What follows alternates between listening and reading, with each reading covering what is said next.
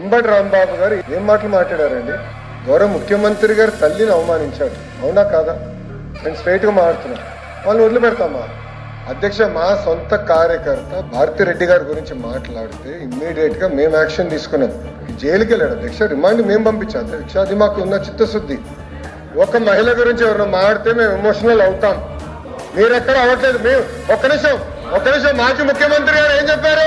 అక్కడికి వెళ్ళి 2 చిన్న మాటలు చెప్పారన్నారు. మీకు తెలియకపోతే మీరు బయటకు వెళ్ళొచ్చు. ఆయన ఏమన్నారు? 2 చిన్న మాటలు చెప్పారంట. ఒక తల్లిని అమలు చేస్తారు, 2 చిన్న మాటలు ఉంటాయి మీకు? చిన్న మాటలు ఉంటాయి మీకు? సొంత తల్లి చెల్లిని గౌరవించడం మీకు అలవాట్లు ఎత్తుకోవచ్చు. మాకుంది బాధ్యత, మా పైన ఉంది. ఒక్క మహిళ చోలికి ఎవరు వెళ్తే వదిలిపెట్టాం మేము.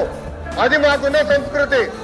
అంతేగాని మీరు సమర్థించి ఏదో క్షమాపణ అడిగారని బాస్, ఒక తల్లి జోలికి వెళ్తే ఎవరిని వదిలిపెట్టాం. Take it from us. ఎవరిని వదిలిపెట్టే ప్రసక్తే ఉండదు మా దగ్గర.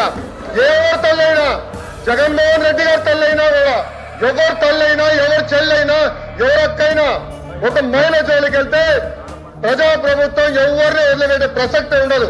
అది మా గౌరవ ముఖ్యమంత్రి గారు చెప్పారు, గౌరవ ఉప ముఖ్యమంత్రి గారు చెప్పారు. మేము ఎవరిని వదిలిపెట్టాం. ముందు మీరు చూస్తారు.